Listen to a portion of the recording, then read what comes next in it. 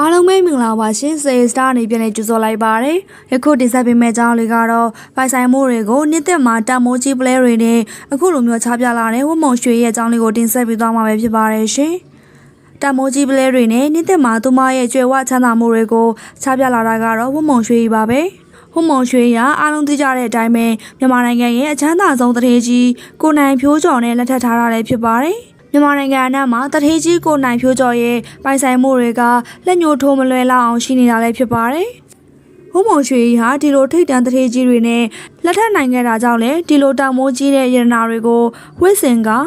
တနည်းတစ်မျိုးမယိုးအောင်ချပြခဲ့တာလည်းဖြစ်ပါတယ်။ဒါအပြင်ဝတ်မုံရွှေဟာသူမကိုယ်တိုင်ကလည်းနာမည်ကျော်မင်းသမီးဖြစ်ကအောင်မြင်နေတာကြောင့်လည်းမြန်မာနိုင်ငံမှာအချမ်းသာဆုံးတို့ပညာရှင်တဦးဆိုပြီးတော့ဖြစ်နေတာလည်းဖြစ်ပါတယ်။ဒါကြောင့်လည်းဝတ်မုံရွှေဟာခြေကျင်တိုင်းခြေနေလို့ရနေတာပါအခုအခါမှာလဲဝတ်မုံရွှေကနှစ်သက်ကူမှာပြည်တံပလန်းတွေနဲ့အတူတူတကယ်ကိုကမ္ဘာအချမ်းသာဆုံးထိတ်တန့်တထေးမတယောက်လိုခြေမိုးကဗီဒီယိုရိုက်ကူခဲ့တာပါ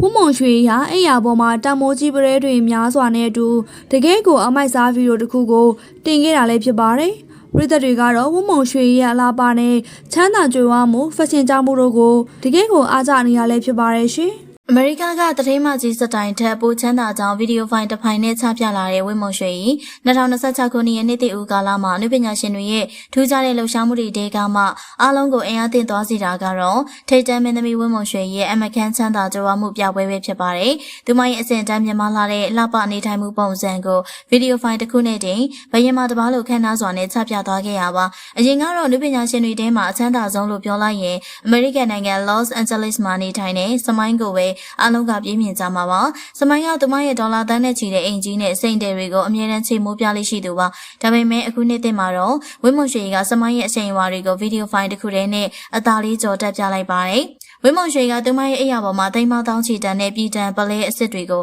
တောင်းလို့ပုံပြီးတော့အဲ့ဒီကြားမှာလဲလျောင်းနေတဲ့အမိုက်စားဗီဒီယိုကိုတင်ခဲ့ပါတယ်ဒီလောက်ထိခန်းထားနိုင်တာကသူမရဲ့ခင်မွန်းတဲ့ထိတ်တန်းတထေးကြီးနိုင်ဖြိုးကျော်ရဲ့အလိုလိုက်မှုအပြင်ဝင်းမုံရွှေကိုယ်တိုင်ကလည်းဆယ်စုနှစ်တခုကျော်အောင်မြင်မှုအထွတ်ထိပ်ရောက်နေတဲ့အကယ်ဒမီမင်းသမီးဖြစ်နေလို့ပါစမိုင်းကအမေရိကန်မှာနေပြီးတော့ကြွားနေပေမဲ့ဝင်းမုံရွှေကတော့မြန်မာနိုင်ငံကနေပဲသူမရဲ့အဆင့်အတန်းမြင့်မားတဲ့အနုပညာဆန်ဆန်ချပြသွားခဲ့တာဖြစ်ပါတယ်ကဲပရိသတ်ကြီးတို့ရောပလဲလုံးတွေကိုပါဇက်သေးထည့်ပြီးတော့ခြေမိုးပြနေတဲ့ဝင်းမုံရွှေရဲ့ဗီဒီယိုလေးပေါ်မှာဘယ်လိုမြင်ကြလဲ